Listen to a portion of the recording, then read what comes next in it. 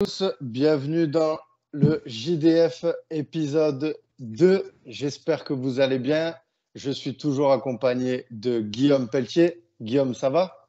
Salut Kevin, ça va très bien. Salut à tous ceux qui vont nous regarder, ceux qui vont voir cette vidéo. Merci à vous pour la force. Et on va essayer de vous faire un bel épisode. Ouais, grave. Déjà, avant de le commencer, je voudrais vraiment remercier pour tous les retours que j'ai eus du monde du MMA ainsi que tous les fans. Vraiment, merci pour la force. Et puis, on va essayer de vous régaler pour la suite aussi. Alors, on va faire parler un peu de l'actualité. Donc, beaucoup de sujets à évoquer. On va commencer par les titres. Donc, on a le 100% Fight 46. On va parler aussi du MMA GP. Donc, l'événement un peu passé avec Monsieur Le Banner, ainsi que la signature et l'officialisation du combat de Cédric Doumbé. On va parler aussi de la recette, l'événement où tu étais, Guillaume, ainsi qu'un petit mot sur aussi YFC. Et pour terminer le podcast, on parlera aussi du combattant français MMA, Alan Baudot.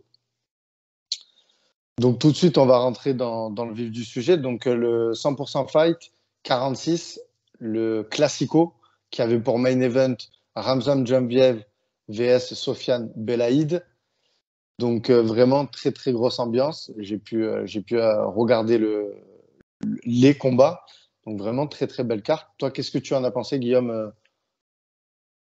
Alors pour le coup, ce combat de Ramzan Jembiev était très attendu. Moi, ce combat m'a vachement hypé parce que pour le coup, j'avais suivi un petit peu le petit Marseillais, Sofiane Belaïd, au physique absolument impressionnant. Ah, C'est un grave. athlète, ça. Et, franchement, il est impressionnant, quoi. On croirait que c'est un 84. Il est absolument énorme. Et pour le coup, pour moi, je pensais que ça a été du coup un gros test pour Ramzan. Donc c'est intéressant, on a pu voir cette fois-ci Ramzan sur le dos. On a pu le voir bosser, on a pu le voir tenter de se relever, on a vu beaucoup de choses. On en sait un petit peu plus maintenant sur le niveau de Ramzan. Bon, sans oublier que si c'était un beau combat, c'est aussi parce que Sofiane a fait le taf. C'était un joli combat à regarder, plein d'engagement, beaucoup de mauvaises intentions en striking. Magnifique lutte de la part de Ramzan. Là, pour le coup, on peut vraiment dire que c'est costaud en termes de lutte. J'ai vu des belles choses, tu vois.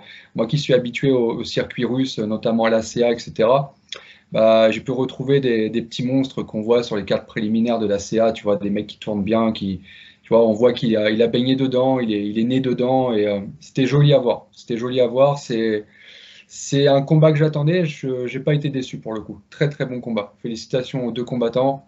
C'était du haut niveau. Ouais, c'est clair. En plus, il y a eu des petits soucis avant le combat lors de la pesée avec Sofiane Belaïd. Enfin, il a eu des petits problèmes apparemment d'équipement. Donc Ah, ok. vraiment, je tiens à saluer son courage quand même d'avoir passé ces problèmes-là et d'avoir allé affronter Ramzan. Ramzan aussi, de son côté, avait des petits soucis de blessure. Il avait un bobo à l'œil. Ouais. Il a failli pas combattre, mais vraiment, mentalité de guerrier jusqu'au bout. Il a voulu tenir le cap et le médecin a quand même validé le combat. Donc vraiment un combat qui a failli tomber à l'eau et pour le coup qui a tenu toutes ses promesses. Bien sûr, c'est très courageux de la part de Ramzan parce que je crois que Mm. l'information avait fuité quant au fait qu'il était Ouais. blessé à l'œil. Donc pour le coup, c'était un pari très risqué, le fait de maintenir le combat pour lui. J'étais moins informé quant au fait que Sofiane a eu des problèmes d'équipement. Je l'apprends là en même temps que tu me le dis, je ne sais pas vraiment ce qui s'est passé. Mais du côté de Ramzan, très courageux, très courageux. Voilà, rien à dire. Et aussi, il y a eu un autre combat qui a fait parler justement au niveau, euh, au niveau match-up. C'est Alioune. Il y avait Alioune Naé. Ouais, contre Felipe Maya. Ouais, voilà. Donc il y a eu une soumission. C'est une soumission, mais qui intervient après un espèce de Ouais, knockdown. Voilà, ouais. En fait, pour moi, enfin, ouais, c'est vraiment le knockdown en fait qui provoque la soumission. Qu'est-ce que je pourrais dire de ce combat? Tu sais, il y a toujours une grosse frustration autour des combats qui se terminent extrêmement tôt, en fait, dans lesquels le mec peut pas s'exprimer. Là, pour le coup, Alioune, on ne l'a absolument pas vu, il n'a pas eu le temps de s'exprimer, il n'a rien pu faire. Donc, on peut dire quoi de ce combat, hormis qu'on en attendait beaucoup plus, hormis que Alioune, c'est un animal, donc on aurait aimé le voir s'exprimer. Après, je vais me mouiller un petit peu, je vais prendre un petit peu de risque en disant que moi-même j'avais trouvé le match-up couillu, comme on dit, osé, parce il a pris un combat dans une KT qui n'était pas la sienne. J'avais des informations, moi, quant à Felipe Maia, je le connais depuis un petit moment, en fait. Pour dire la vérité, il m'a envoyé plein de messages sur Facebook, sur Instagram, partout, Felipe Maia, pour travailler avec moi. Donc, je le connais, je m'étais renseigné à son sujet. C'est un mec qui cut énormément, en plus. C'est un 70, mais énervé, hein. À mon avis, c'est un gars qui a combattu à 82 kilos, hein. C'est un 70 énervé. Et en fait, je pense que le problème, c'est que Alioune, il est tombé dans le piège. C'est le piège du combattant qui a trop la dalle, qui a envie de combattre, qui a une grosse frustration parce qu'il y a plusieurs combats qui se sont annulés. Et du coup, on lui propose un combat à 70 et le mec, il dit ah, vas-y, c'est bon, j'y vais, quoi. C'est bon, j'en ai marre, vas-y, j'y vais, je le prends. Et c'était risqué, ça aurait pu payer, tu vois. Mais il y avait un gros risque. Il y avait un gros risque. Et j'étais pas confiant quand j'ai vu le match-up, pour tout te dire. Tu sais, même sur les phases de lutte, etc., tu vois, on le sent hein, quand il y a une KT d'écart. Hein. Tu as vu hein, Benoît Saint-Denis à l'UFC, par exemple, sur son premier combat. Hein. Voilà, il n'y a pas de secret, les catégories, elles sont faites justement pour ça, tu vois. Donc, gros risque, il l'a pris, ça n'a pas passé. Si ça avait passé, on crierait au génie, on dirait bravo. Voilà, malheureusement, là, pour le coup, ça passe pas. Dommage pour lui. Ouais. Bah écoute, en espérant le revoir dans sa catégorie des 66 kilos, là où il a pour habitude de briller. En Ouais. tout cas, je tenais vraiment à saluer la beauté de cet événement parce que d'organiser un classico, je trouve ça vraiment original, un peu de ramener l'idée du foot dans le MMA pour un sport qui vient d'être légalisé. C'est parfait de le ramener de cet angle. Je sais pas toi ce que tu en as pensé, Ouais. contrairement à... Excuse-moi de te couper. Bah, du Ouais, coup, ouais. étant originaire, enfin, en fait, je suis né près de Paris, et j'ai vécu pendant 10 ans à Marseille. Donc, du coup, la rivalité, je la connais très, très bien. Donc, l'idée, en Ouais, fait, est moi excellente. pareil. Ouais, J'ai- voilà, tu vois. L'idée était excellente, rien à dire quant à ça. Visiblement, le public a adhéré parce que j'ai cru comprendre qu'ils ont fait salle absolument comble, plein à craquer. Ouais. Donc voilà, c'est cool. C'est cool et il faut aussi passer un message justement aux fans de MMA que les gens qui sont fans, justement, ne peuvent pas rester derrière leur écran à regarder les événements, tu vois. Il faut faire l'effort aussi de se déplacer parce que c'est ce qui fait vivre aussi les événements. C'est aussi grâce à ça que les combattants sont payés. Donc, on aime voir des salles pleines, on aime voir des salles remplies, on aime voir deux clans bien distincts dans la salle, tu vois, qui se chamaillent et voilà. Et ça fait partie du sport, on aime ça. Et pour le coup, oui, Stéphane Hatch a rempli la salle et ça, c'est cool. Ça avait l'air d'être un bel événement et félicitations à toute l'organisation. Ça marche.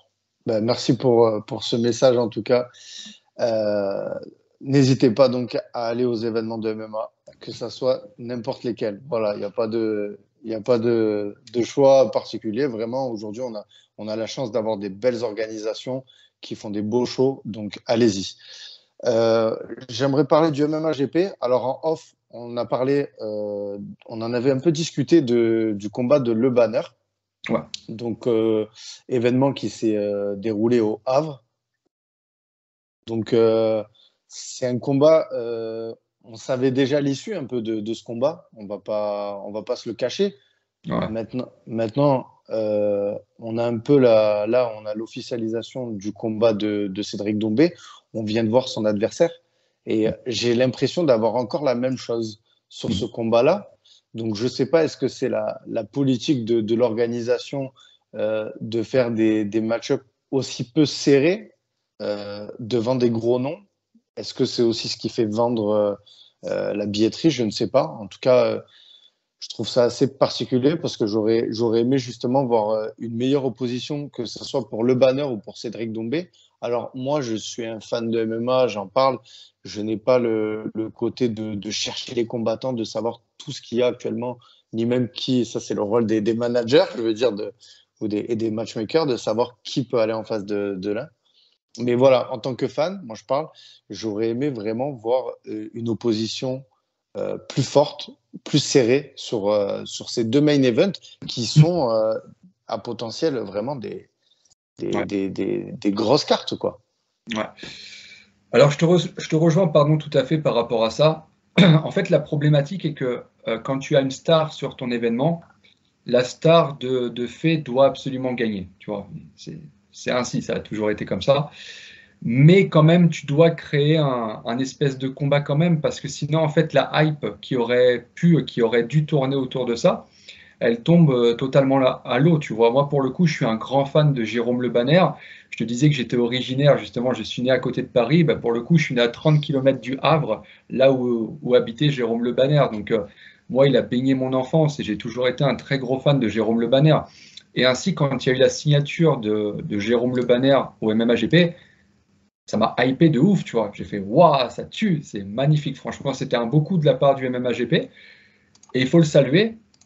Sauf que là, pour le coup, après avoir dit du positif, je vais passer de l'autre côté et je vais dire que le problème, c'est que à l'annonce du nom de l'adversaire, ça m'a complètement déhypé, en fait, tu vois. Je me suis dit, ah ouais, ok, tu vois. Et c'est là où c'est dommage, c'est là où est la problématique, c'est qu'il y a une belle signature qui est faite, ça donne envie, et tu vois, moi, ça m'a donné de l'intérêt, tu vois. J'avais envie de voir le Banner combattre et contre qui, j'avais hâte, tu vois. Et dès lors que j'ai appris le nom, en fait, je me suis dit, bon, parce qu'en fait, pour la petite histoire, l'adversaire de Jérôme Le Banner, c'est Ivan Vicic. C'est un gars qui a refusé d'ailleurs de prendre Quentin Domingos, mais c'est un gars surtout que j'avais mis en face de Boulox. Tu vois, Ivan Vicic. Ok, Je l'avais mis en face de ok. Boulox. Et dès lors que je l'ai mis en face de Boulox, son acolyte Michael Lebou a qualifié ce mec de pêcheur. Tu vois, il a raison. Ivan Vicic, c'est un pêcheur. Tu vois, sur 4 combats, il en perd 3. Tu vois. Et en fait, c'est ça que je reproche là pour le coup au match-up, c'est qu'en fait, ça m'a déhypé total parce qu'en fait, je me suis dit ouais, bah, voilà, il n'y a pas de combat en fait. Si tu veux, finalement, il n'y a plus de combat. On aurait mis un sac de frappe en face, c'était la même chose. Tu vois, Ivan Vicic, il a absolument rien fait. Voilà, il y a juste à voir son record 12-23. Là, je suis devant, là, en train de regarder. C'est vraiment dommage. C'est vraiment dommage parce qu'il y avait un super coup à faire. Encore une fois, mais j'étais trop content de voir le banner qui allait combattre, etc. En plus chez lui, tu vois, j'ai trouvé ça top. Et à l'annonce de l'adversaire, ça m'a fait, tu vois, voilà, dommage, vraiment dommage encore une fois. Et du coup, si je peux rebondir, tu étais en train de parler de la carte qui vient d'être annoncée, là, la prochaine, du Ouais, MMA-GP. c'est ça. Ouais, donc 9 juillet, MMA-GP. Et on a, Au encore une cirque fois, d'hiver, je crois. Ah, ça. ouais, ça doit être ça. Et on a encore une fois la même problématique avec Cédric Doumbé. Moi, je suis un putain de fan de Cédric Doumbé, tu vois, mais que ce soit du combattant au personnage, je suis un putain de fan. En plus de ça, je connais particulièrement un des très proches, un des membres de la team Doumbé, tu vois. Je ne vais pas citer son nom, je ne sais pas s'il aurait voulu que je le cite ou pas, donc je vais m'abstenir. Mais je suis très proche de lui, on se connaît très très bien, on s'apprécie beaucoup, on rigole très régulièrement. Et donc voilà, je suis un gros fan de Doumbé. Pour moi, c'est un tueur à gages, tu vois. Et là, encore une fois, c'est pareil, à l'annonce de Doumbé, j'avais hâte de voir le combat. Et là, pour le coup, je suis un peu déhypé, quoi, tu vois. Doumbé, il va l'éclater, le mec. Parce que Doumbé, en fait, ce qu'il faut savoir, c'est que c'est du très, très haut niveau. En fait, certes, je crois qu'il a 2-0, c'est ça, en MMA, ou Non, peut-être. Ou 1-0. voilà, il est 1-0. à 1-0 en Ouais, MMA. son précédent combat à Dubaï. Ok, très bien. Donc, pour le coup, effectivement, petit record, etc. Mais Doumbé, c'est l'expérience du très, très haut niveau, tu vois. Ça, c'est un truc qu'on ne peut pas se cacher derrière, tu vois. On peut pas dire qu'il est juste 1-0, tu vois. C'est un tueur à gages. Il sait gérer le stress, l'adrénaline, la pression. Il sait tout gérer, tu vois. Il va rentrer dans le combat en mode décontracte total et en fait, il en est dangereux comme un combattant de très haut niveau de MMA. Et là, on le voit en face d'un mec qui est à 2-2. Tu vois, je faisais une analyse très rapide tout à l'heure. Je crois que le gars, il a battu ses 2 victoires, c'était contre des mecs en négatif et tout. Enfin, voilà. On sait comment ça va se finir et en plus de ça, on a encore une fois Cédric Doumbé qui l'a très bien exprimé dans un post. Je crois qu'il a dit ça va être entraînement facile, combat facile, KO première reprise. Et je crois même qu'il a dit KO deuxième reprise. Mais là, pour le coup, je lui dis ça sera KO première reprise. Et c'est juste dommage par rapport à ça. Moi, ça me ferait plaisir qu'on voit Doumbé un petit peu dans le dur. Tu vois, j'aimerais qu'on voit Doumbé dans le mal et qu'on puisse le voir réagir quand il est dans le mal. Mais je crois que ce ne sera pas pour ce combat-là, quoi. Et encore une fois, c'est dommage parce que grosse signature, gros travail de la part du staff du MMA-GP. Mais derrière, pétard mouillé, quoi. Et ça, c'est dommage. Et toi, je sais que donc, tu es manager. Je sais Ouais. aussi que tu fais un peu du matchmaking. Mhm. Face à qui tu l'aurais mis, Doumbé, si tu as vu cette opportunité de pouvoir le matcher? Bah, tu vois, Doumbé, en fait, étant un monstre de striking, En fait, nous, on aimerait le voir en face d'un monstre de lutte, tu vois. En fait, c'est Ouais, vraiment là où tu peux comprendre est-ce que la reconversion de Doumbé est réussie. S'il arrive à défendre un gros lutteur, bon, bah là, on peut dire waouh, bravo, le mec, bravo.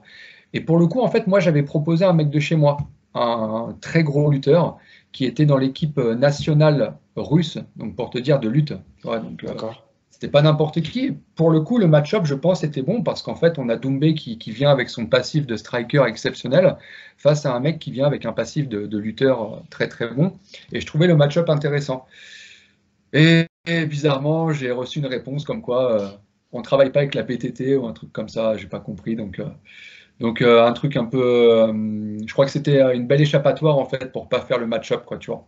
Donc, je ne vais pas rentrer dans le détail, j'expliquerai pas pourquoi apparemment on ne travaille pas avec la BTT, mais encore une fois, c'est une histoire de clan, de conflit d'intérêts, parce que je pars du principe où quand un manager fait du matchmaking, eh bien, obligatoirement, il va fabriquer une carte pour que ça lui plaise bien et que ce soit en sa faveur. Donc, voilà, c'est ainsi.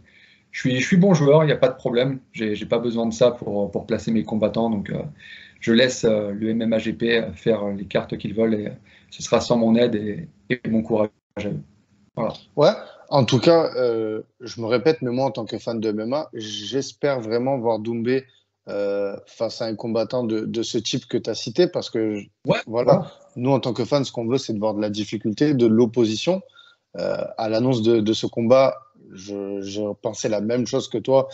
Voilà, ça va être facile, premier round, même que Doumbé, enfin que tout le monde. Je pense qu'aujourd'hui, on se voile pas la face, on sait ce qui va se passer dans ce combat. C'est dommage parce que ça gâche un peu même l'envie de le regarder, tu vois. Donc En fait, c'est exactement après ça. c'est du MMA, tout peut se passer. Ça reste quand même un beau combattant qu'il a en face. Je ne vais pas non plus le dénigrer, mais face à Doumbé, voilà, aujourd'hui, on attend vraiment un combattant plus costaud, quoi. Voilà, sur le papier, et notamment un lutteur, ouais, parce qu'aujourd'hui, en pied-point, qui peut vraiment aussi, Personne.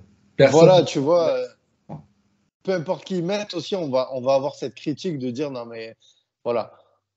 Donc voilà, j'espère que pour la suite, quand il va monter son palmarès, parce que on sait aussi qu'avec la commission là, il y a une règle qu'il ne peut pas prendre des combattants qui ont pas beaucoup il faut qu'il y ait les cotes là, au niveau des victoires, il faut qu'il y ait un ratio. Enfin voilà, il peut pas prendre n'importe qui. Donc pour l'instant, c'est compliqué aussi. Je peux comprendre que quand ils ont des petits palmarès, les combattants, ils veulent pas forcément aller se frotter à Doumbé, donc ils prennent aussi ce qu'ils ont. Donc voilà, mais en tout cas, Ouais, j'espère.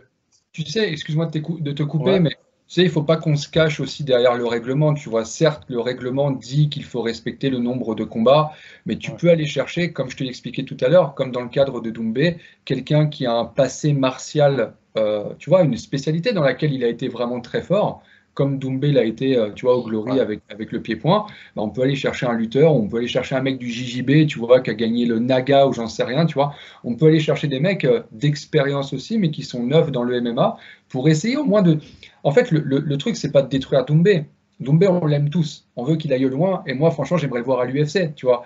Mais j'aimerais le voir dans la difficulté. Moi, ce qui m'intéresserait, ce serait de le voir défendre la lutte contre un lutteur et que je me dise, waouh, tu vois. C'est ça qu'on aimerait. Sauf que là, ce qu'on va voir, ça va être une boucherie, très certainement, tu vois.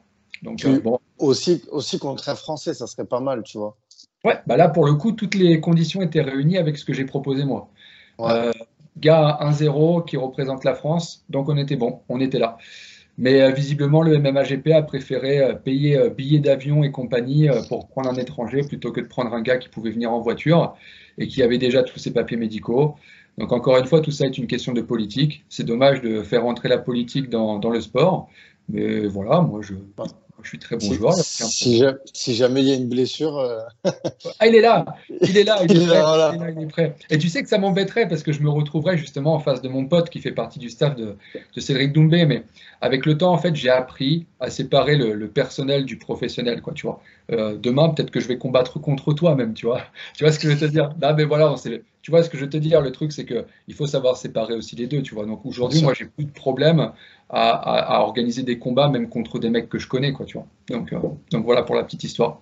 C'est dommage. J'ai un petit goût amer quand je vois l'adversaire aujourd'hui de Cédric Doumbé. J'ai un petit goût amer parce que je pense qu'on pouvait faire mieux. Et moi-même, j'avais proposé mieux. Mais voilà, c'est pas grave, c'est pas grave. Et en tout cas, comme main event de malade, j'ai envie de dire. Ouais, ouais, ouais. Là, pour le coup, vraiment très serré. J'arrive pas à m'avancer sur ce combat. Ouais. Jason Poney vs Yazid Chouchan. Vraiment, ça va être un beau combat. Ça, c'est un banger. Ouais. Ça me fait penser un peu à, tu vois, un peu le combat qu'il y a eu Damien Lapillus vs Amin Ayoub. Tu vois, c'est des combats franco-français là qu'on attend de voir avec impatience. Vraiment, ça, en tout cas, gros combat là. En plus, Yazid qui fait une très grosse prépa actuellement. Okay. Jason Poney aussi qui est sur un beau run au PFL et tout. Donc, ça. Alors là, je vais être obligé de te contredire. Pour moi, au PFL, c'était pas un bon choix. Il a été envoyé dans une catégorie qui n'était pas la sienne. Et je trouve que c'est dommage parce qu'en fait, ça lui a coûté 2 défaites, en plus 2 défaites avant la limite. Une dans la première reprise, je crois, une dans la deuxième. Pour le coup, l'histoire du PFL, je suis pas sûr que c'était un bon choix dans la carrière de Jason. Surtout qu'en plus, je crois que c'est un vrai lightweight. Pour le coup, c'est pas un welterweight. Il est parti au PFL, là où le niveau est extrêmement élevé, à 77, tu vois. Donc je trouve que c'était très risqué, mais ça l'a mis quand même en lumière un petit peu, Ouais. et il mérite, parce que c'est un très beau combattant. Moi, j'aime beaucoup Jason Poney, tout comme j'aime beaucoup Yazid Chouchan. Il fut un temps où on était un petit peu en communication sur les réseaux avec Chouchan. C'est un mec que je trouve hyper athlétique. Athlétiquement, pareil, c'est un bœuf. Je crois que c'est d'ailleurs un rugbyman, si je suis bien Ouais, informé. Voilà. ah, c'est ça. Voilà, donc c'est un mec solide.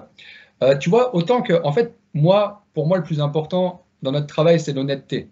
Et pourquoi je te dis ça? Parce que, autant que tu as vu, j'ai pas de mal à critiquer le combat Doumbé contre Spirk. Ouais. Autant quand c'est beau, il faut le reconnaître. Et là, le combat Poney contre Chouchan, il est très bon. Parce qu'en fait, on a une belle opposition de style en plus. Les deux gars n'ont rien à voir dans leur style respectif. Donc là, pour le coup, je suis vraiment hypé pour le combat. C'est un très beau combat. Voilà, hâte de voir ça en revanche. Très bon combat. Un petit pronostic, Guillaume, pour ce combat? Euh, je vais me faire déboîter par le mec que je vais donner perdant. Je vais donner Chouchan gagnant. Si Chouchan a la bonne stratégie, je pense il peut annuler le striking de Poney. Parce que Poney, c'est un très bon striker, hein, tu vois. Mais on a vu des petites lacunes lutte sol au PFL, justement. Et je pense qu'il y a quelque chose à faire là-dessus. Je pense que si Chouchan se met en mode comment on dit, en mode marteau-piqueur, tu sais, droit devant, sans réfléchir, je pense qu'il peut faire quelque chose. Mais en tout cas, beau combat. Est-ce qu'il y a un autre combat sur cette carte qui te hype et sur lequel tu veux qu'on mette un point? Bah, hormis qu'il y a une fille qui est plein de tatouages, hormis ça, Ouais, oui, on a le combat. Alors celui-ci est sympa aussi. Je pense que ce sont deux petits gars qui sont pas suffisamment connus, mais on a Alphand Rocher, je crois que c'est Labesse, son nom de famille, si je me trompe pas, qui avait d'ailleurs perdu contre Mustafa Haïda à l'European Beatdown. Très bon combattant, très solide. Il avait fait une belle prestation contre Mustafa Haïda.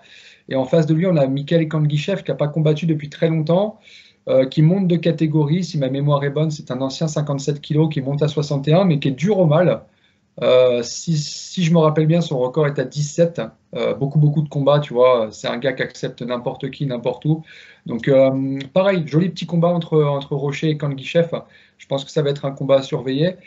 En ce qui concerne le reste de la carte, je suis sincèrement désolé, j'en connais aucun. Hormis Mathieu Gréco, qui était venu au camp de la BTT. Voilà, je ne connais pas son adversaire et je ne connais pas le reste de la carte. Voilà. ça marche. Bon, bah, en tout cas, c'est la date. J'ai plus la date en tête Le 9 de ça. juillet. Alors, regarde, Le 9 juillet. je vais te dire, c'est au 9 juillet au cirque d'hiver de Bouglione. Voilà. Donc, donc allez-y, prenez vos places et allez voir du MMA. Exactement, comme on a dit, prenez vos places, c'est important. C'est très important. S'il n'y a pas de public dans les tribunes, le MMA va mourir. Le MMA, les organisations ne pourront pas organiser. Si on veut voir du MMA, il faut se déplacer. C'est important. Et un petit mot sur YFC? YFC, on a l'événement qui est le 3 juillet. Donc YFC, moi, c'est une organisation avec laquelle j'aime travailler maintenant. C'est une organisation, en fait, si tu veux, qui est faite pour mettre la lumière sur des jeunes combattants. Tu vois, il y a énormément de pro début, des 0-0, donc j'essaye de faire de la qualité. C'est pas toujours évident parce que un combattant à 0-0, tu n'as aucune garantie sur son niveau et quant au fait qu'il va te faire une belle prestation. Mais tu vois, moi, ça me plaît vachement en fait de travailler de cette manière qu'avec des petits jeunes. On va pas se mentir, hein, c'est pas une organisation de grand budget, on va pas concurrencer Arès, tu vois, par exemple. Donc du coup, qui dit petit budget dit petit record. Mais c'est cool aussi, on voit des petits jeunes qui ont la niaque, qui commencent en début pro, qui viennent et qui nous font des grosses prestations, qui parlent pas et qui rentrent chez eux, et c'est cool, tu vois, c'est intéressant. Donc sur le YFC, on peut voir potentiellement les futurs combattants UFC de demain, tu vois. Donc voilà, événement le 3 juillet, pareil, on se déplace les gars, c'est à Mons. Il faut venir, encore une fois, comme on dit hein, depuis tout à l'heure, c'est très important de se rendre sur les événements de MMA. Donc c'est en frontière avec la Belgique, donc il n'y a pas l'excuse de c'est trop loin. Donc on invite tous les Français à se rendre sur place. C'est important pour les combattants, les supporter, se déplacer, montrer du soutien. Donc voilà, on vous attend les gars. Et donc là, on va passer sur le gros titre du JDF, c'est la recette. Ouais. Donc déjà sur le papier, très très gros événement. L'une des meilleures cartes qu'on a pu voir sur le sol français depuis la légalisation du MMA. Karla Moussou vs Abdul Abouragimov. Écoute, on va commencer par quel combat tu veux commencer? On va commencer par celui qui a ouvert la main card. Voilà, tu vas m'en vouloir. Là, tu vas m'en vouloir beaucoup parce que je sais que Bader est quelqu'un que tu connais.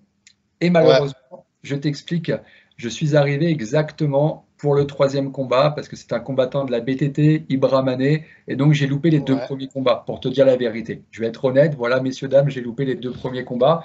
Mais apparemment, c'était un joli combat entre Bader et Alpha Sissoko. Donc je vais te laisser en parler parce que je ne peux pas te dire sur ce coup-là. Donc, combat qui n'a pas été très hypé avant. Du côté de Bader. Bader, c'est un combattant. D'ailleurs, vous pouvez retrouver l'interview sur ma chaîne YouTube After Fight. Combattant Michel Foissard, que si j'écorche pas son nom. Marseille Fight Club. Pardon? Jean-Michel Foissard. Jean-Michel, pardon. Donc, vraiment très très bon club. Il affrontait Alpha Sissoko. Combattant qui fait ses débuts en MMA. Il me semble qu'il faisait du judo et de la boxe anglaise. Très très gros combattant et vraiment Bader, il est arrivé avec une stratégie sur ce combat. Il avait un game plan. Vraiment, il a collé Alpha et il l'a amené au sol et il a fait le taf quoi. Franchement, je suis vraiment très très content de sa performance. Je tenais vraiment à le féliciter dans ce podcast. Et voilà, et en conférence de presse, j'ai pu entendre clairement monsieur le président, monsieur Lopez, dire que il avait été ennuyeux, tout ça. Moi, je trouve pas, personnellement, voilà, je trouve pas que le combat était ennuyeux. Certes, c'est un combat qui était en ouverture de carte, c'était un combat de poids lourd, mais à l'inverse, il n'y a pas eu de gros finish, il n'y a pas eu de KO, peut-être c'était son attente. Voilà, ça me fait penser un peu, ça remarque, ça me fait penser un peu à l'époque, tu sais, quand Dana White il avait critiqué Cyril Gane qu'il n'avait pas été spectaculaire. Ça montre qu'il a quand même été au titre et il a fait de grandes choses derrière. Donc j'ai envie de ramener cette performance de Bader à ce combat-là, vraiment. Et je tenais vraiment à féliciter sa performance. Et j'ai hâte de le voir et j'espère le voir continuer à performer à Arès. Ouais, pour le coup, Bader, c'est un. Alors moi, je le connais pas personnellement. J'ai pour être honnête, pas vu. Il est invaincu, hein. Voilà, mais j'ai vu qu'en fait, il a battu Damien Losco-Rémy pour le coup. Aussi, ouais. Voilà, non, franchement, je me suis dit, tiens, ce mec, c'est du costaud, tu vois, c'est du solide. Donc ouais, combattant à surveiller, Ouais. Donc ensuite, on va parler prochain combat. Tu veux qu'on parle de Ibra? Non, mais si tu veux, regarde, on peut parler vite fait du combat de Rizlan. Pareil, encore une fois, je ne l'ai pas vu personnellement. Je peux juste tirer un grand coup de chapeau à son adversaire, Melissa Dixon. Alors, Melissa Dixon, j'ai tendance un peu à la détester parce qu'elle vient juste de me battre une de mes combattantes, Mafalda Carmona. Et une semaine après, elle accepte un short notice à Arès contre Rizlan. Moi, Rizlan, j'ai toujours aimé son style. Cette nana, elle est extrêmement forte. En fait, elle est compliquée à combattre parce qu'elle fait des trucs un peu foufou debout, tu vois. Elle nous fait des coups de poing retournés, etc. Tu vois, elle sait faire beaucoup de choses. Mais surtout, elle a un judo, tu vois, qui est assez exceptionnel. Et, euh, et on a la petite anglaise là qui arrive, qui débarque, qui prend le combat en short notice et qui gagne. Wow, c'est assez impressionnant. Donc voilà. Après, il faut aussi souligner le courage de Rizlen, qui avait fait Ouais, un appel sur les réseaux pour affronter Laetitia Blo. Tu vois, là, du coup, elle se retrouve à affronter cette fille. Enfin, tu vois, Rizlen, ça a tout l'air d'une fille qui refuse aucun combat. Donc ça aussi, il faut le respecter. Tu vois, il faut souligner le courage des combattants. Tu sais, on reproche trop à certains combattants de se protéger. Donc du coup, il faut savoir souligner le courage de certains quand ils n'ont pas peur d'aller à la guerre. Et là, c'est le cas, pardon, pour Rizlen. Donc voilà, je crois que ce combat est à la décision. Si je fais, ouais, c'est ça, à la décision. c'est Je ça. pense, ouais, je pense que c'est un combat qui s'est joué sur le sol parce que Melissa, c'est aussi une bonne judokate qui bloque bien le combat au sol. Donc voilà, félicitations à elle. Franchement, il n'y a rien à dire. Tu sais, quand tu acceptes un combat comme ça en short notice en quelques jours, tu arrives, tu débarques, tu gagnes, merci, au revoir, tu rentres chez toi. C'est assez impressionnant, hein. Donc ouais, bravo à elle, quoi. Et on souhaite un bon retour à Rizlen, du coup. Rizlen, d'ailleurs, qui est Ouais, une fille super sympathique, tiens, pour tout te dire. Ça fait des années qu'elle est au MMA Factory, donc du coup, elle aurait dû entretenir la vieille rivalité qu'il y avait à l'époque entre Factory et BTT. Et pour le coup, elle est adorable. Tu vois, je suis venu la dernière fois à Arès 3. J'étais très surpris, elle est venue me dire bonjour et tout, hyper souriante, hyper pétillante. Voilà. Elle a l'air adorable, cette fille, donc on lui souhaite de revenir rapidement et de prendre une belle victoire. c'est clair, c'est clair, c'est clair. Et un bon rétablissement aussi, parce que du coup, elle a eu des bobos. Donc, Ok, Rizlen, ok. si tu nous écoutes, bon rétablissement à toi. Elle nous écoute. On est- Ils nous écoutent tous de toute façon. Ça marche. Et on va passer donc aux combattants de la BTT. Ibra Ouais. Mané, VS Magomed, j'ai pas envie d'égorger son nom. Aishkanov. Aishikanov, là pour le coup, c'est toi. C'est toi qui as pris le risque. Ouais. Bah écoute, je vais te laisser parler de ce fight, Bah qui écoute, a, qui a d'ailleurs été bien marqué. ouais, bah tiens, regarde, c'est le combat de type. Tu vois, c'est ce que je disais tout à l'heure, ce qu'on aimerait voir avec Doumbé. En fait, Ibra Mané, c'est un excellent striker, très très bon striker. Et le mec en face, c'est un casseur de jeu. En fait, tu sais, le mode je te lutte, je t'emmène au sol, et une fois que je suis au sol, je m'endors sur toi, je fais plus rien, tu vois. Fatigant, quoi. C'est vraiment le style fatigant, quoi.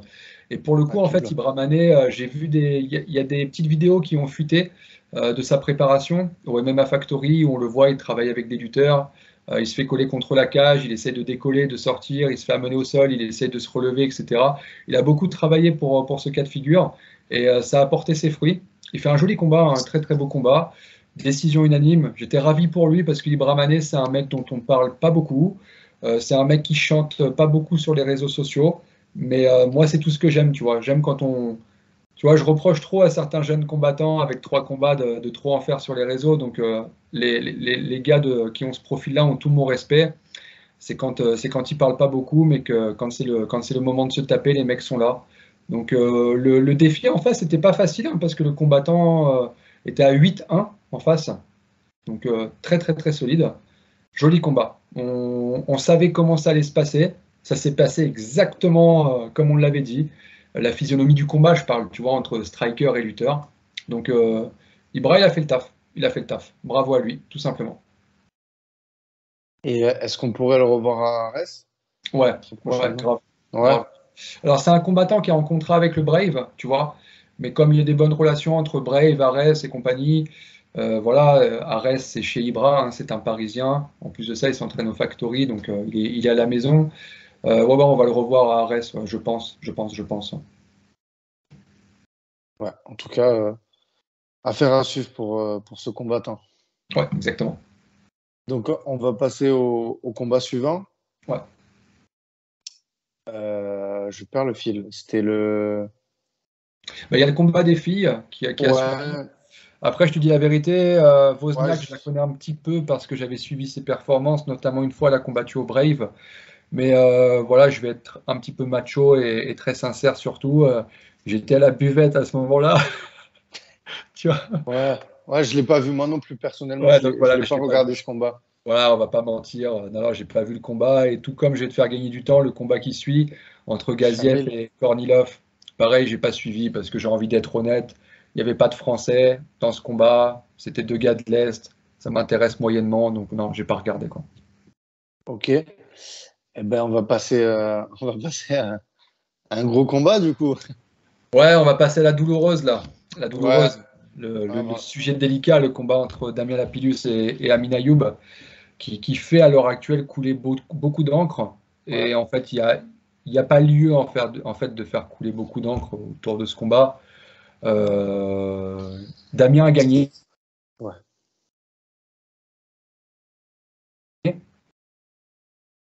Damien n'a pas mis de coups illégaux à Amin Ayoub, tu vois.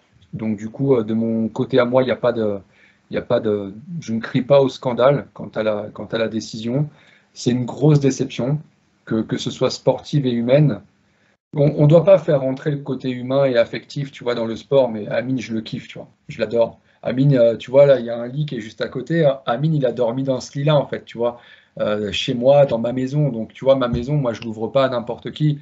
Amine, je suis extrêmement proche avec lui, donc oui, c'est une grosse déception parce que on attendait un autre résultat. Malheureusement, tu sais, c'est du MMA. Et le MMA, en fait, si on l'aime, ce sport, c'est que c'est un sport d'enfoiré, en fait. Tu vois, c'est que, en gros, il peut tout arriver. Tu sais, c'est plus compliqué que des mathématiques où un et un font 2, quoi, tu vois. Il y a un combat, tu peux le faire 10 fois et il y aura 10 résultats différents. Ce soir-là, c'était la soirée de Damien Lapillus. Et en fait, il faut lui rendre hommage parce qu'à travers les politiques qui sont en train de se faire sur les réseaux, bah, on en oublie la prestation, en fait, tu vois. Et la prestation, elle est que Damien Lapillus fait un beau combat et que voilà. Je pense qu'il aurait pu se passer des choses durant ce combat. On sait que Damien, il commence très fort. On sait que Amine met du temps avant de commencer dans ses combats. Donc, on arrivait à un moment dans le deuxième reprise où les routes se croisaient. Quand je dis que ça se croisait, en fait, c'est que Damien, visiblement, commençait à chercher un peu son souffle. Son rythme commençait à descendre, alors qu'Amine, en mode pitbull, commençait à mettre la pression de ouf. Donc, voilà, je pense qu'il aurait pu se passer des choses dans la deuxième, dans la troisième. Mais qu'est-ce que je peux dire, Kevin? Qu'est-ce que je peux dire? Amine a pris un coup, ça a entraîné l'arrêt de l'arbitre. En fait, le truc, c'est que regarde, tout à l'heure, je te parlais d'honnêteté. Pour être tout à fait honnête avec toi, c'est qu'en fait, je peux crier au scandale contre le docteur, tu vois. Mais en fait, ça va changer quoi? Tu vois, concrètement, c'est fait, c'est passé. euh, Tu vas sur Tapologie, Amine Ayoub a perdu. En Ouais. fait, ça va pas nous faire avancer aujourd'hui de crier au scandale. Donc, ce qu'on va faire, c'est ce qu'on a toujours fait. On va fermer notre bouche, on va baisser la tête, on va retourner au travail et on va revenir rapidement et on va gagner. La dernière fois qu'Amine avait perdu un combat, on a enchaîné 9 victoires d'affilée. Tu vois, c'était contre Ouais. Tim Wild, un mec qui est au Bellator maintenant, on a fait 9 victoires derrière, tu vois. Donc là, pour le coup, effectivement, on est sur 2 défaites, mais je nous souhaite de réagir de la façon dont on a réagi la dernière fois en enchaînant 9 victoires et on va faire le taf. Nous, notre boulot, les proches d'Amine, notre boulot, c'est de l'entourer, c'est de lui remonter le moral, c'est de l'aider à revenir et voilà, c'est de l'accompagner dans ce chemin qui est long, qui est douloureux, voilà, évidemment, ça fait de la peine, ça Bien apporte sûr. de la tristesse. Mais encore une fois, il faut se tenir droit, il faut assumer quand il se passe des choses, tu vois. Ça sert à rien Ouais, de c'est se ça. cacher et de reporter la faute sur les autres, tu vois. Donc, assumons, tenons-nous droit, allons à l'entraînement et revenons. Et voilà. Et Amine, il le fera, c'est ce qu'il a toujours fait. Donc, il n'y a aucun problème avec ça. En tout cas, moi, je tiens vraiment à saluer la performance de Damien Lapillus parce que vraiment, Oh, ouais, une anglaise de malade, il frappe fort. incroyable. Ouais, franchement, pour le coup, Damien Lapillus, c'est du très, très costaud. C'est solide, franchement. C'est Il ce est que je veux pas. te dire, en fait, Kevin. Ouais, C'est ce que je veux te ouais. dire. En fait, lui, il a fait le taf, tu vois. Damien, il a préparé son combat, il Et a mis des choses pour en être en toute place. franchise, excuse-moi Guillaume, je te coupe, pour être en toute franchise, moi vraiment aimé voir Ilej Giroun, tu vois. J'enlève en rien au niveau de Amin Ayoub, c'est un très très bon combattant. Loin de moi l'idée de le rabaisser, mais vraiment je sentais le combat piège, tu vois. Mhm. Voilà, c'est mon petit avis de fan du MMA, tu vois. Et voilà. Mais il s'est quand même bien battu, hein. Il a fait quand même. C'était plus serré que ce que je pensais. Mais Damien Lapillus, on voit quand même l'expérience, tu vois. Alors, je sais pas, après, je suis pas les préparations des deux, mais Damien Lapillus, ça fait des années, hein, qu'il fait ça. J'ai l'impression il est tombé dedans, vraiment. Donc, Ouais, ouais, bien sûr. on voit l'expérience aussi, tu vois.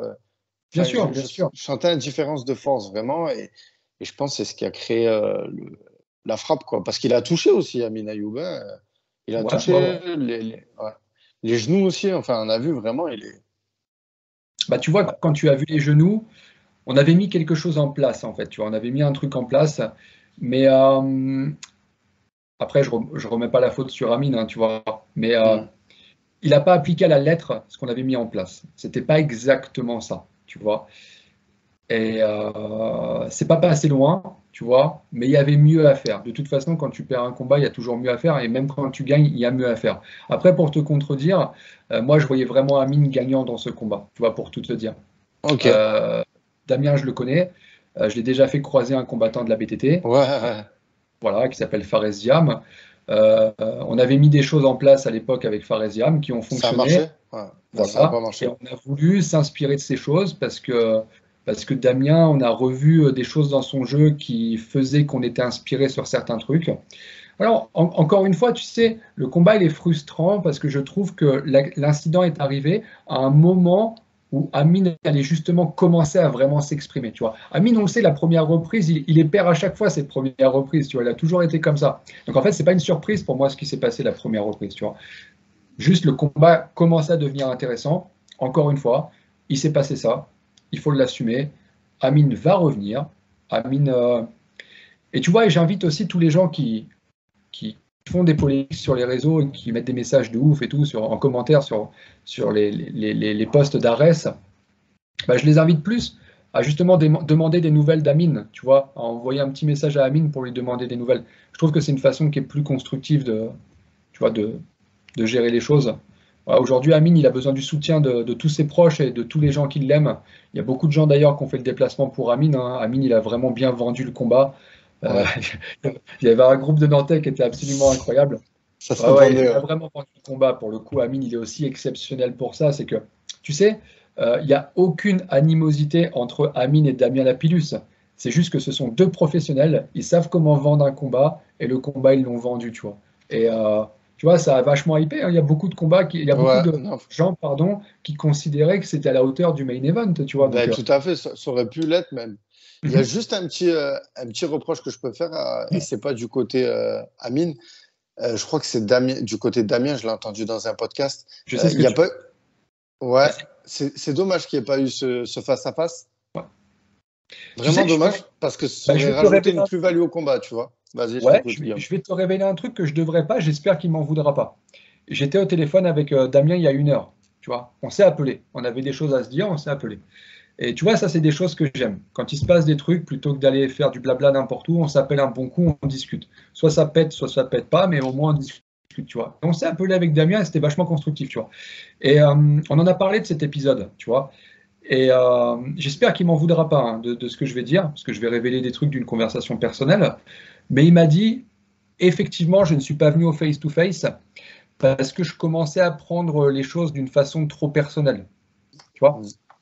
Donc c'est honnête de sa part, et ça montre que Amine aussi, il a bien fait le travail, tu vois, il est Ouais, ouais. dans la tête de Damien, tu vois. Donc il est très malin aussi, Amine, et il faut le saluer pour ça. Mais voilà, une attitude très professionnelle de la part des deux combattants. Tu as vu ce qui s'est passé après le combat, tu vois. Damien a fait un appel au calme au public, il est parti voir Amine, etc. Tu vois, ils se sont checkés comme des hommes, et il n'y a pas plus d'histoire que ça. Voilà, c'était un combat, et travaillons pour faire une revanche. Voilà, c'est ça la Ouais, conclusion du sujet. justement, c'était ma Travaillons question. pour faire une revanche. Allons-y, allons-y. Bossons.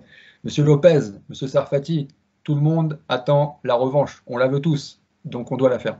Voilà, messieurs. Et on va passer au prochain. Donc, c'était Slim, je vais écorcher son nom, je suis désolé, Trabelsi Ouais, vs Luis Enrique, ancien combattant du UFC, qui ouais, avait perdu pour la petite histoire face à Francis Ngannou d'un ouais. violent uppercut, highlight de fou. Belle performance de Slim. vraiment. Ouais, ouais, j'ai vu le combat. Belle performance, grosse lutte. Mm. Euh, Petite déception du côté de Enrique. Je te dis sincèrement, petite déception du côté de Enrique. J'en attendais plus, tu vois. Parce qu'il a l'expérience, comme tu l'as dit, qui aurait dû jouer en sa faveur. Voilà. Petite déception. Mais Slim Trabelsi, gros potentiel, fighter en devenir. Et Ouais. ça me fait d'ailleurs penser qu'on a un Slim Trabelsi 4-0 et un Bader Medkouri à 4-0. Je crois que si je viens de lancer une idée à Arès, il y a quelque chose à faire de ce côté-là, quoi, tu vois. Ouais, grave, ouais, ouais, c'est clair.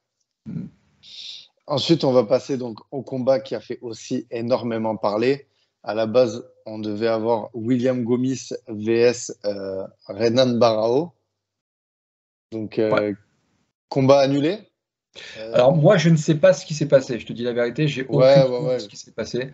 J'ai pas forcément suivi la raison pour laquelle Barao n'est pas venu. Je ne sais pas s'il s'est exprimé. Je ne sais pas ce Non. que l'organisation a donné comme raison. Je ne sais pas du tout. Je crois que j'avais entendu qu'il y avait des entraîneurs qui avaient le Covid dans Ok. sa team. Et moi, pour être franc, j'ai regardé son profil, en fait, à D'accord. Barao, son compte Instagram. Donc, il était en train de faire du jiu-jitsu brésilien et aussi, il avait l'air assez costaud quand même. Il n'avait pas l'air d'avoir fait de cut. Ah, ok, ok, ok. Voilà. Donc, combat annulé, mais très vite, l'organisation a rebondi. Ils ont matché le José Marcos. Ouais. Donc, je vais être franc, je ne connaissais pas du tout ce combattant. Hmm. Bah, je pense Voilà. que c'est un combat qui s'est fait un petit peu dans l'urgence. Ouais, Parce que bon, voilà, on a vu la nette différence de niveau entre les deux, tu vois. c'est Euh, ça. ouais, non, non, pour le coup, il y avait vraiment un niveau d'écart entre les deux. Qu'est-ce que je pourrais te dire? Bah, tu sais, quand c'est comme ça sert les intérêts de personne, en fait, tu vois. Hormis peut-être de José Marcos qui est venu, qui a pris son billet et qui est parti, tu vois. Peut-être que lui, il est content. Mais en fait, du côté de William Gomis, bah, ça ne l'a pas mis dans le dur, ce combat, donc il n'en a pas découvert sur lui-même. Voilà, c'est le cas quand on doit faire des combats en short notice, tu vois, ils ont trouvé ce mec-là. Alors déjà, c'est bien qu'ils aient trouvé quelqu'un, parce que Ouais, c'est le, clair. ouais, un problème qui aurait été plus gros, ça aurait été de laisser Gomis sans combat. Pour le coup, le pauvre, tu vois, voilà, il y a aucun combattant qui mérite ça. Donc voilà, ils lui ont trouvé un remplaçant, mais c'est souvent ce qui se passe dans ce cas de figure, c'est que le remplaçant n'est pas à la hauteur, quoi, tu vois. Donc ouais, victoire de Gomis. Et tu vois, je vais te dire même franchement, j'en attendais beaucoup plus de Gomis. Ouais. Ouais, ouais, je pensais qu'il finirait le combat plus rapidement, ouais, pour être très honnête avec toi. Donc voilà, après peut-être qu'il a voulu faire durer le suspense, ça, je sais pas. Ouais, peut-être. Mais ouais, ouais, ouais, j'en attendais plus de Gomis, hein. Donc voilà. Après, c'est peut-être dû au fait, voilà, changement d'adversaire et compagnie, quoi, tu vois. Ouais. En tout cas, ben, j'espère que ce combat avec Barao sera rematché et qu'on pourra avoir ce combat parce que les fans, Bien c'est ce sûr. qu'on voulait, quoi. Ouais, Voilà. bien sûr, bien sûr. Bah, même moi, j'avais envie de voir Ouais, Barao après avec toutes les incertitudes qu'il y a autour, tu sais, dû au fait que bon, il a enchaîné pas mal de défaites, il n'a pas combattu depuis très longtemps, donc il y a ouais, beaucoup bien sûr. Mais d'incertitudes ça autour de reste ça. un nom quand même. Tu C'est ce vois, que je veux te dire. avec l'UFC Paris qui arrive et tout, enfin, pour Gomis, c'est Ouais, chauvin, tu vois. Mais c'était super intéressant. bien sûr. Et voilà, ça restait un nom. Mais bon. Et C'est ce que je voulais te dire justement, c'est que malgré toutes les interrogations qu'il y a autour de ça, ouais. bah ça reste Barao, quoi, tu vois. Il faut pas, tu vois, ça reste Barao, Mais c'est apparemment que là, ça fait deux, trois fois qu'il fait ça dans des orgas où il y va ok, pas. ok, Ouais, j'ai entendu ça dans un podcast. d'accord, Donc d'accord. voilà. Et ensuite, donc, on va passer au co-main event. Donc, Ahmed Salamov vs José Galindo. Ouais. Euh, ouais, gros fight. Enfin, gros fight. Ahmed Salamov, c'était un beau combat quand même sur le papier, mais bon, il est vraiment fort ce combattant. Bah Il en faut fait, il dire y a ce deux qui est, choses. c'est gros niveau, quoi. Ouais, il y a deux choses. Il y a la première, c'est que Salamov est très très fort. Et la deuxième, je Mm. pense que Galindo était pas au niveau, quoi, tu vois.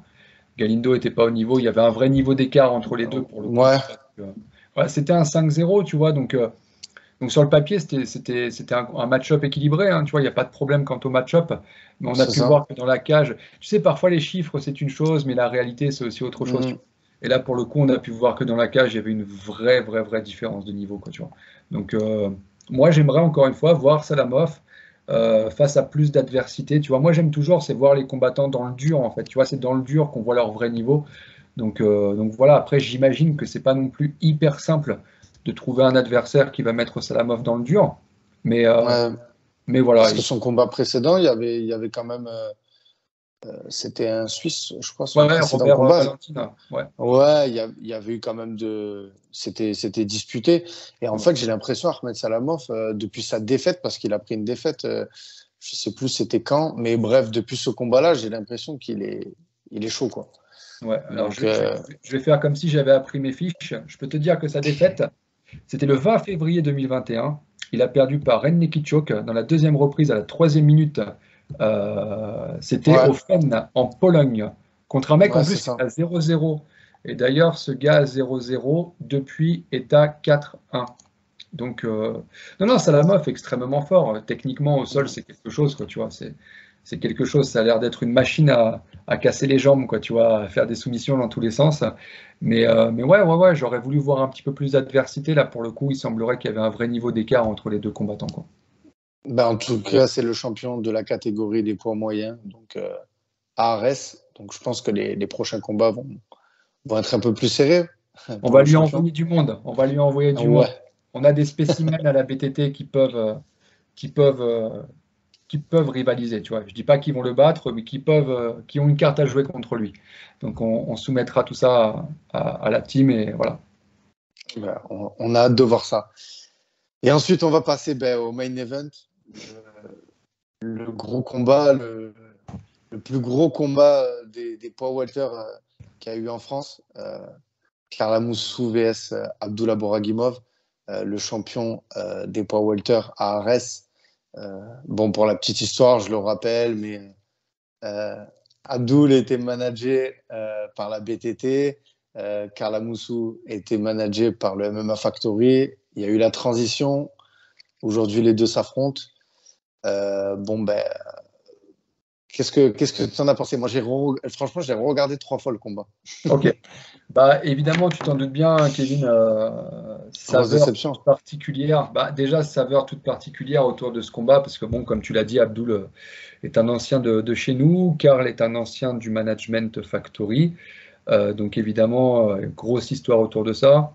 Euh, J'étais très proche d'Abdul à une époque où même je lui ai fait ses coins sur certains combats, où je me suis déplacé faire les fight week avec lui, où j'ai fait le cutting avec lui. Donc c'est pas comme si c'était un combattant que je ne connaissais pas, tu vois, ou que je connaissais de très loin. On a partagé des choses, hein, tu sais, comme dans une fight week, tu peux partager avec quelqu'un. Quand tu partages une chambre, que tu vis avec lui pendant une semaine, tu partages des choses.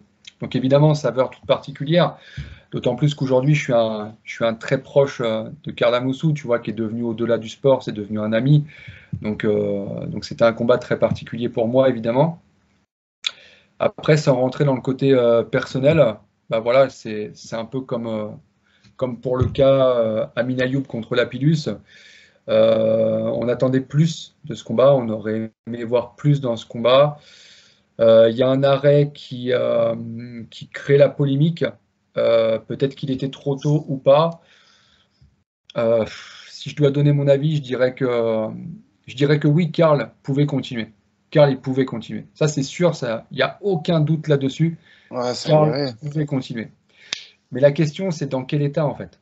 Tu vois, c'est aussi ça qu'il faut se poser. Moi, Karl, en fait, j'ai trop de respect pour ce mec. Tu sais, je vais te raconter une petite histoire.